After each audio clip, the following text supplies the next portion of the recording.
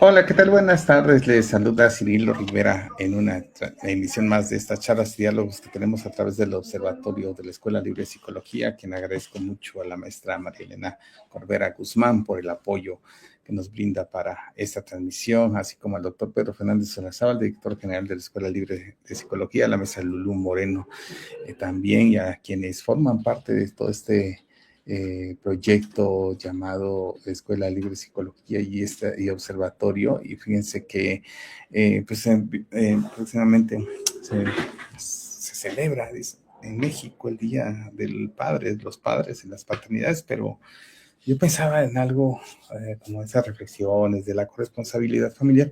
Sin embargo, nuestro querido amigo y querido paisano, de verdad, quien se le aprende muchísimo, José Alfredo Cruz Lugo, ponía bien este tema y creo que escapa de la vida de muchos hombres o de algunos hombres, ¿no? De repente visibilizar las paternidades desde otras historias, ¿no? Que no son sencillas, que han sido dolorosas en este país, por supuesto, así como el de las madres buscadoras y todo esto que está pasando. Y bueno, ¿qué pasa con esas paternidades? Así que le doy la bienvenida a mi querido amigo paisano. Él es comunicólogo, es estudio de comunicación, tiene excelente trayectoria en medios de comunicación, proyectos en materia de derechos humanos, perspectiva de género, trabajo con hombres en México y en América Latina. José Cruz Lugo es educador popular también. Y gracias, querido paisano, por haber aceptado la invitación. Y me parece que un tema que no podíamos dejarlo, y gracias por ponerlo en la mesa. Mi querido paisano, como siempre, muy gustoso de encontrarte y de poder conversar. Como bien lo has nombrado, cada año, el tercer domingo de junio, se celebra el Día del Padre en nuestro país y por supuesto que nos sobran motivos para celebrar desde el gozo, desde la plenitud y la resignificación. Y sin embargo, cada 8 de marzo, cuando don Jesús Castillo se viene a manifestar a la Ciudad de México y nos recuerda que no nos olvidemos de él, me doy cuenta con el transcurso del año que sí nos vamos olvidando de él en el camino. Así que este año te propuse que le diéramos un significado distinto a la fecha y habláramos de aquellos hombres que buscan. ¿Qué te parece? Excelente, me parece bien porque de repente las paternidades, si bien es cierto, se han problematizado en varios ejercicios. De hecho, ¿qué pasa con estos padres que ejercen violencia vicaria, ¿no?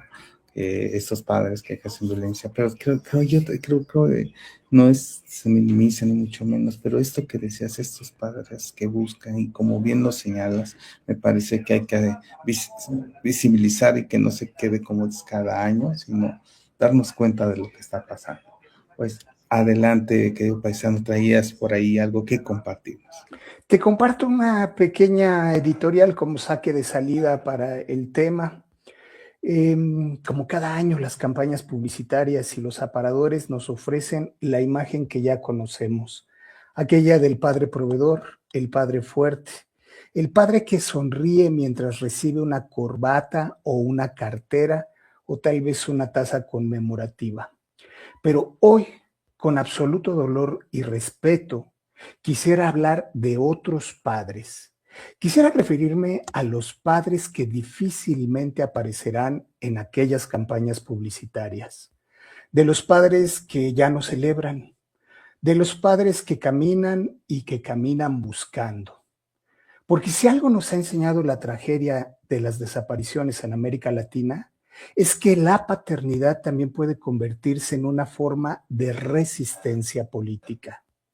De acuerdo a Eva Eisenstadt, en su libro Padres de la Plaza de Mayo, que por cierto tuvo a bien regalarme nuestro querido Hugo Uberman, durante décadas, cuando las madres de la Plaza de Mayo ocuparon el espacio público para exigir la aparición de sus hijas e hijos desaparecidos por la dictadura argentina, hubo también padres. Muchos permanecían en los márgenes de la fotografía, detrás de las rondas, acompañando desde un lugar menos visible. No porque doliera menos, sino porque los mandatos culturales de género les habían enseñado que los hombres no lloran en público, no muestran vulnerabilidad y mucho menos convierten el dolor en una demanda colectiva. Son las mujeres quienes históricamente han puesto el cuerpo. Los hombres aprendimos lenta y silenciosamente a acompañar, y esa historia sigue hablándonos, porque en México, mientras hablamos de festejos, regalos y promociones por el Día del Padre, hay miles de hombres que han envejecido buscando a sus hijos e hijas. Como uno de estos ejemplos podemos recurrir al poeta Javier Sicilia, un hombre que transformó el asesinato de su hijo en una voz ética para todo el país. Un padre que entendió que el dolor privado no podía quedarse encerrado en una casa y que debía convertirse en una exigencia pública de verdad, justicia, reparación, pero sobre todo de dignidad.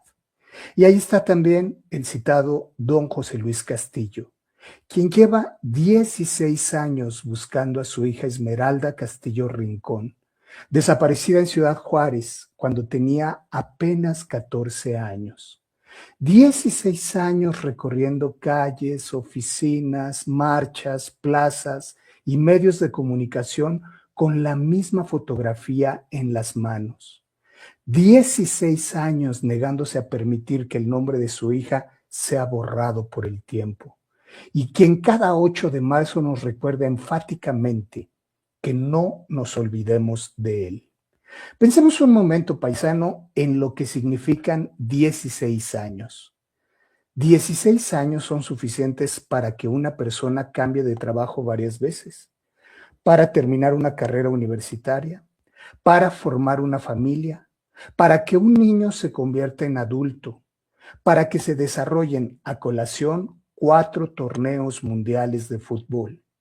Pero también son suficientes para que un padre vea cómo las canas avanzan, cómo la espalda se encorva y cómo los ojos se cansan. Los hijos desaparecidos permanecen congelados en la última fotografía que mantienen. Los padres, en cambio, siguen envejeciendo.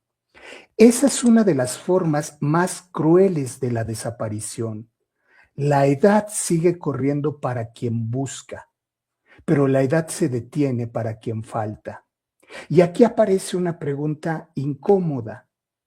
¿Por qué seguimos pensando que las desapariciones son un problema de algunas familias y no una emergencia nacional? Las cifras deberían impedirnos cualquier tipo de indiferencia. De acuerdo con datos oficiales presentados este año, México acumula más de 394,000 registros históricos de personas desaparecidas y no localizadas. Más de 132,000 personas continúan desaparecidas. Es decir, más de una tercera parte de esos casos sigue sin resolverse. Además, la mayor concentración de desapariciones se ha registrado en las últimas 2 décadas. Detrás de cada cifra hay una familia. Detrás de cada número hay una silla vacía. Detrás de cada expediente hay alguien esperando. Por eso resulta tan perturbador lo ocurrido hace apenas unos días durante los festejos por el triunfo de la selección mexicana frente a Sudáfrica en la inauguración del Mundial. Miles de personas celebraban bajo la lluvia en el Paseo de la Reforma. La fiesta era, si nos esforzamos, entendible. El fútbol forma parte de nuestras emociones colectivas, pero entre las imágenes que siguen circulando, aparecieron escenas tan grotescas como dolorosas. Algunos hombres, utilizaron para cubrirse de la lluvia lonas con las fotografías de personas desaparecidas. Otro orinándose sobre ellas. Detengámonos un instante. Las imágenes que para una madre representan una búsqueda, las fotografías que para un padre significan años de caminar y preguntar, los rostros que contienen una historia suspendida, convertidos por unos minutos en paraguas improvisados. No es solamente una falta de sensibilidad, Es el síntoma de algo más profundo.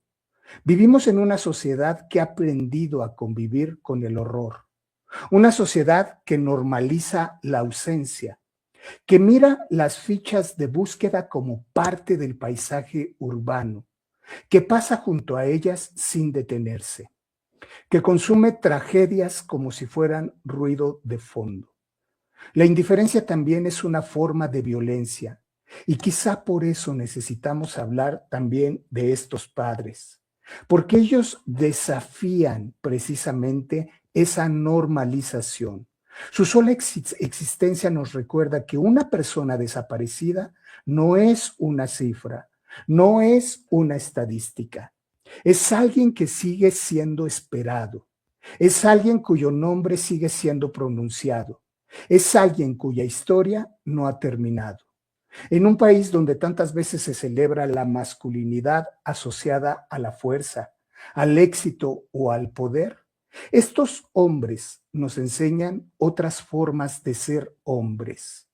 La de alguien que cuida, la de alguien que acompaña, la de alguien que llora, la de alguien que no abandona aún en la ausencia y la incertidumbre, la de quien convierte el amor por sus hijos en una demanda de justicia. Tal vez esa sea la lección más importante de este Día del Padre. No la del Padre héroe, no la del Padre perfecto, el mejor de la galaxia, sino la del Padre que resiste, la del Padre que sigue preguntando, la del Padre que envejece caminando. Porque mientras exista un padre sosteniendo la fotografía de su hija o de su hijo desaparecido, la sociedad entera seguirá teniendo una deuda. Y porque una democracia no se mide solamente por sus elecciones, ni sus estadios llenos y sus celebraciones multitudinarias. No, no es suficiente con que la pelota vuelva a casa. También se mide por su capacidad de encontrar a quienes faltan y por nuestra parte, paisano, de acompañar con respeto a quienes lo siguen buscando. Gracias por compartir este proceso histórico, porque a manera de este editorial, como bien lo haces en Rostro Corazón, Círculo Abierto y todos los espacios que has generado, me quedo pensando, efectivamente, ¿no? No quiere decir que satanicemos cosas que para un sector de la población pueden ser positivas, pero cómo en esa forma invisibilizamos la historia de estos hombres que buscan a sus hijos y a sus hijas en esta desaparición, y que parece ser que es tanto nuestra euforia por lo bonito, que no estoy diciendo que sea negativo, sino como también invisibilizamos a estos hombres que son papás, como ha señalado, ¿no? Y lo señala, nos toca acompañar, nos toca escuchar, nos toca replantear hasta dónde es posible todo este acercamiento, pero también hay algo que lo has comentado, me pareció,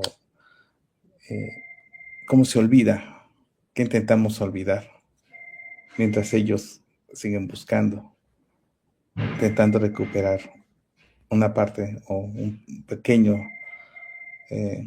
una pequeña fracción de esa esperanza, ¿no? Querido paisano, tú y yo hemos compartido muchísimos espacios y muchísimas convicciones que han guiado pues nuestros tránsitos personales y profesionales. Y hay un precepto, por supuesto, recuperado desde el feminismo que dice que lo personal es político.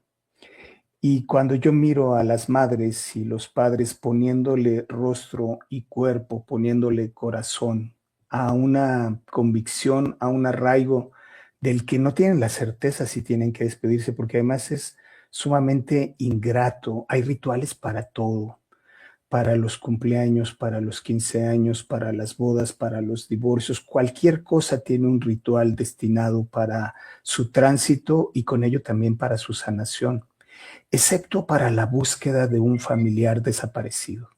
porque no sabes cuándo la historia ya concluyó. La única brújula es la esperanza y la incertidumbre.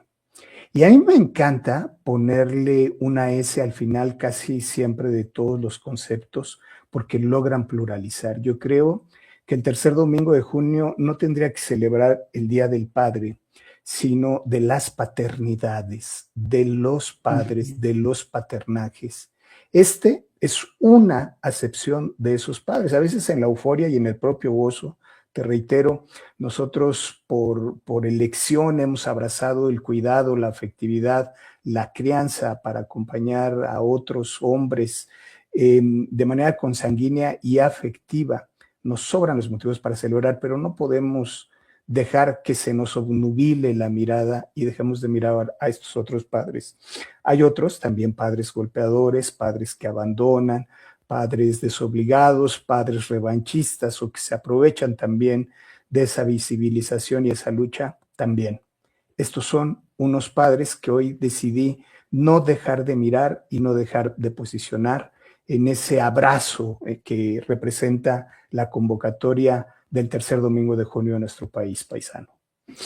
Sí, y fíjate, mientras algunos de ellos buscan, y planteaste muy bien en esta editorial o esta gran reflexión que has hecho, mientras ellos le ponen cuerpo, le ponen imagen, tratando de reivindicar este nombre por la búsqueda de esta historia que en esa incertidumbre y en ese dolor, que no es sencillo, ¿cómo pareciera ser que pasa desapercibido para mucha gente y no porque esté bien o esté mal, sino en esas historias que también entre hombres compartimos? Yo no me vi a la situación hasta que me tocó, ¿no? Y entonces pareciera ser que nos tiene que pasar para ser sensibles ante esta situación. Y lo vimos precisamente ahora que hablabas, ¿no? Del fútbol, ¿no? Con las más buscadoras en esa lucha, ¿no? ¿Qué nos tiene que pasar para que volteemos por lo menos a ver qué tiene que pasar para que por lo menos comprendamos que hay un dolor, hay una historia que se busca? Fíjate que además de abrazar los paternajes y el afecto de la manera como la compartimos por conocerte, también sabemos que la violencia instalada en nuestra cotidianidad se naturaliza, o sea, se recrudece. Aprendemos a convivir y incluso a justificar ese horror. Y cuando se trivializa, se deja de cuestionar. Es decir, convivimos con el horror, lo venimos viendo cómo se está agudizando en los últimos años, que poco a poco se convierten en décadas en nuestro país, y no contactamos con la importancia de sensibilizarnos, de empatizar y mucho menos de resistir. Tanto que una válvula de escape como el fútbol logra regalarnos estas exacerbaciones de la masculinidad más abrumadora, de pronto que hasta resulta grotesca frente a los ojos. Y frente a ello hemos visto acoso, hemos visto transgresiones, hemos visto burlas en nombre de la euforia y de la felicidad. Yo estoy convencido que todas las luchas se cruzan, es así, son transversales. Y en la medida en la que, digamos, no me sea indiferente como lo cantaría, que el dolor no me sea indiferente como lo cantaría Mercedes Sosa, yo creo que podemos abrazar, sensibilizarnos e impulsar cualquier lucha de transformación social. No soy el primero. Hacía yo referencia a esta publicación de los padres de la Plaza de Mayo, una lucha silenciosa. Y ahí me encanta el nombre, el título que le da Eva a su libro, porque es una marcha silenciosa consecuencia del mandato cultural que como hombres hemos aprendido a través de no nombrar nuestros dolores y no compartirlos para los demás. Lo vamos construyendo y lo vamos viviendo en silencio. Y por otro lado, también nuestro querido Juan Guillermo Figueroa ya ha hecho ensayos y acercamientos interesantísimos a lo que de manera particular va pasando en México. En algún momento, como es atrevido Juan Guillermo, le llamó mortalidad paterna. Y entonces, por supuesto, hubo una reacción de defensoras promotoras de los derechos sexuales y reproductivos en la década de los 80s y los 90s, que dijeron, no estés vacilando, como que mortalidad paterna, con todas las cifras y la gravedad que esto ha significado en los cuerpos de las mujeres por décadas. Pero no estaba tan alejado de la realidad, Juan Guillermo, porque era de pronto ponerle un apellido, ponerle un nombre a una soledad, a una muerte en vida que no acabábamos de nombrar y de identificar. Y es fundamental nombrarla, como también hemos ocupado otros foros y otros espacios para denunciar otro tipo de transgresiones y violencias. Pero estos dolores, sin victimizar o revictimizar, me parece que es importante destacarlos. Sí, fíjate, rescatando esto que dices atinadamente, Juan Guillermo venía ya poniendo y claro que también la manera en cómo se posiciona, pero tiene que ver con esto y también señalaste algo importante, ante una situación familiar, eh, ¿dónde ponemos la cara a algunos hombres? ¿Dónde ponen la cara a las mujeres? Y problematizaste también esto, que como decimos, no pasa nada, pero eh, esas figuras que transgreden ese ideal de la masculinidad, de que tienes que aguantar todo, que tienes que posicionarte, tienes que ser fuerte, estos hombres que son papás y buscan a sus hijos y a sus hijas, no tengo por qué seguir con esa historia y seguiré buscando desde ese dolor, desde esa tristeza, pero también desde esa lucha, como bien lo señalaste, en dos sentidos. Uno, lo personal es político, y la otra, que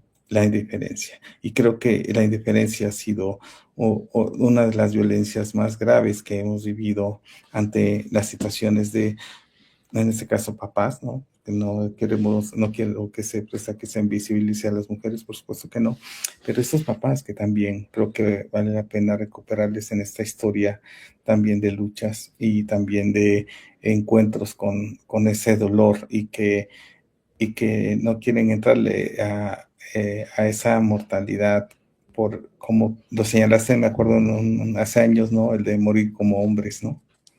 Morimos como hombres, entonces, ¿qué implica morir como hombres en esos silencios, en este dolor, que si bien es cierto no es sencillo, pero también hay buscar alternativas, querido José Alfredo? Fíjate que esa frase, me muero por ser hombre, justamente nació como consecuencia de un diálogo con Juan Guillermo. Estábamos compartiendo un coloquio en San José y nos trasladábamos a Heredia y en la camioneta íbamos conversando. Y él hablaba de un ensayo que estaba por publicar, que iba a llevar por nombre Me muero por ser hombre. Yo le decía, es una maravilla el título porque puede tener por lo menos dos interpretaciones. Es decir, me muero de ganas, ¿no? Por tener los privilegios de los que gozan los hombres. Me muero de ganas por ser y alcanzar lo que ellos hacen y alcanzan con tan poco, pero también me muero por vivir con estricto apego a esos mandatos que nos vamos construyendo y vamos promoviendo los hombres. Y le dije, ¿me das chance de ponerlo en una columna? Y me dijo, sí, adelante. Y claro, le di el crédito e hicimos una editorial para una revista aquí en Pachuca, Hidalgo, muchos años con el grupo Alas. Pero esto es fundamental, o sea, también como nos morimos por hombres, nos morimos de nada. O sea, de verdad, esta exacerbación que he visto en los festejos, que aunque trato de entenderla, vamos, tú y yo somos de pronto grandes seguidores del fútbol. Por cierto, felicidades por el último título. Hay cosas que por supuesto uno celebra y logra entender y se esfuerza por otorgarle un lugar en la organización social. Hay otras, por más que me esfuerzo, paisano, que no logro entender, como lo que hemos estado viendo como consecuencia de haberle ganado a Sudáfrica. Y que incluyen, ya lo nombré, el acoso, la violencia, el hostigamiento y la gran indiferencia. Si regresamos a los manuales básicos sobre violencia, dirían que la violencia es todo acto u omisión con la intención de controlar y o dominar a una persona. Y nosotros estamos siendo sumamente violentos cuando decidimos ser omisos, porque cuando no digo, no hago nada, pareciera que tengo la justificación de ni lo toqué, yo ni me moví, pero es justamente ese nivel de inacción el que me hace coludirme con el sistema. Es ese nivel de indiferencia quien está de alguna manera problematizando, agudizando más esta crisis, esta emergencia nacional de la que somos sujetos en nuestro país y buena parte de Latinoamérica.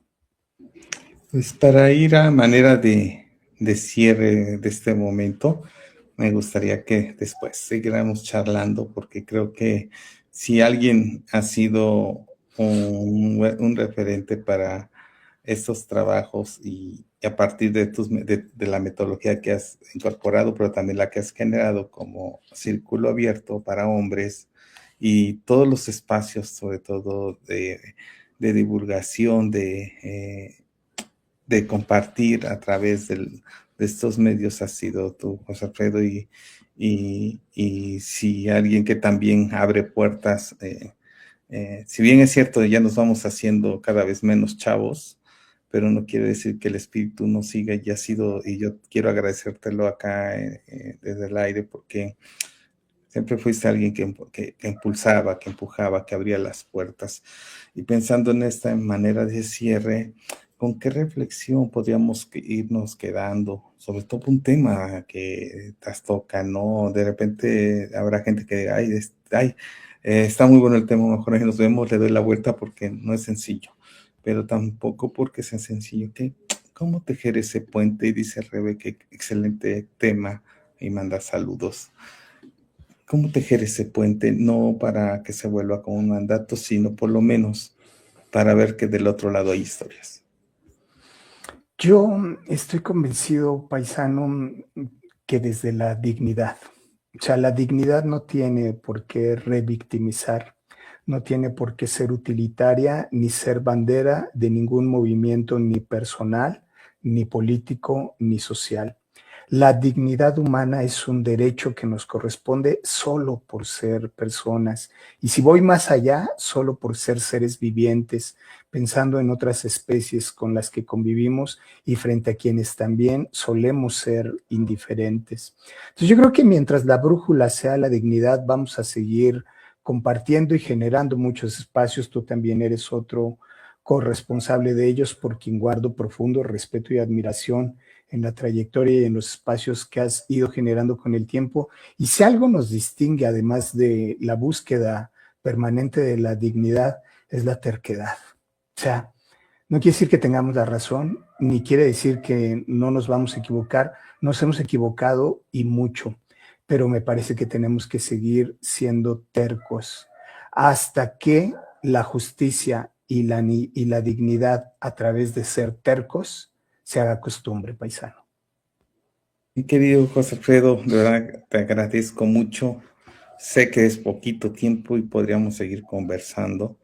¿Dónde te encontramos? ¿Dónde te seguimos? ¿Qué estás haciendo en algunos proyectos, acercamientos, trabajo con hombres? Pues seguimos generando los mismos espacios de conversación y diálogo con la metodología que conoces, basada en el método WEM de Costa Rica. Sigo trabajando el tema, pero además me he diversificado. Ahora de la mano de otras dos compañeras en el tema, referentes en el tema, Cecilia Anaya y Gina Moreno, estamos desarrollando Envejecientes, zona de reexistencia, a través de Luciérnagas 1350, más un proyecto literario, artístico y cultural que tenemos en Radio Plaza Juárez que se llama Un cuento de nunca acabar. La vena de escritor siempre ha estado y ahora estamos sacándole jugo a estos otros proyectos, paisano. Ahí nos encuentran en redes sociales disponibles en Facebook e Instagram. Excelente, pues ya los pondremos en la fanpage, porque de verdad es maravilloso esto que están haciendo. Y fíjate, ya hace años Le preguntaba a uno de mis amigos acá, mi querido Toño, le digo, oye, ¿qué estás haciendo tú? ¿Ya pensaste en tu envejecimiento? Él, cada vez que le iba a preguntar algo, me veía con cara de chinga, ¿no? Ahí viene Mafalda, ¿no? A ver qué va a preguntar ahora. Y eso, ¿no? O sea, es cómo estamos transitando en esto. Y me encanta. Ojalá un día podamos platicar con el equipo para que nos digan, cuéntenos esto de las envejecientes, envejecemos, qué está pasando, porque hay todavía un temor muy fuerte en un sector de la población que dice, no, pues sí es parte de un proceso, pero de ese proceso mejor no hablo ahorita, ¿no? Y hay quienes ya lo están conversando como el gran trabajo que están haciendo. Es que lo único seguro, paisano, es que somos envejecientes activos, es decir, en este momento somos más viejitos que hace 5 minutos y es un proceso que no va a parar, que vale la pena atenderlo. Cuenta con ello, conversamos. Me hiciste acordar de la serie que hicimos en pandemia con Claudito, con Fer, con Ricardo, Los Chavorrucos Social Club, y que ahora más que chavos, pues somos puros rucos. O sea, que hay que empezar a atendernos, paisano. Que así sea, pues un día hablaremos. Yo creo que igual vemos la manera de también coincidir, porque de esto casi no hablamos los hombres, o ya sea que la pelota esté en tu cancha, sabes que cuentas también conmigo, que será un placer en reencontrarnos nuevamente con un gran abrazo, por lo menos a la distancia. Te mando abrazos, cuídate mucho, seguimos en contacto. Claro que sí, muchísimas gracias a todos y a todas que nos siguieron, gracias a querido el tal José Alfredo, como está en las redes, y sobre todo este gran corazón que nos ha compartido. No es sencillo, pero no lo da. Y bueno, agradecerle a la mesa a Marilena Corbera Guzmán, al doctor Pedro Fernández Solazábal, a la mesa Luz Moreno. Y el próximo viernes nos seguimos igual a las 5. Estaremos hablando con Ulises Almenta López, doctor en psicología y sexólogo allá de la UAS. Entonces vamos a seguir conversando en este tema de qué nos pasa a los hombres, el erotismo y los afectos, que también José Alfredo es tocador de la sexualidad, ya lleva un bastantito para no balconearlo. Y bueno, no es cierto, no nos balconeamos. Ya también tú fuiste de los pioneros, ¿cómo no? Desde cuando estaba Mexfam, yo me acuerdo que por ahí te leí un ratillo o te escuché en las historias que nos compartíamos. Sí, tienes toda la razón, ya con un kilometraje acumulado. Exacto. Pues nos vemos y nos escuchamos la próxima semana. Que tengan excelente lunes, que sea un inicio de semana. Y llevémonos a este programa, sigamos conversando, reflexionando, porque no basta que pase un día, una fecha, sino que se vuelva también una forma de recuperar la dignidad, como dice nuestro querido José Alfredo Cruz Lugo. Que tengan excelente tarde.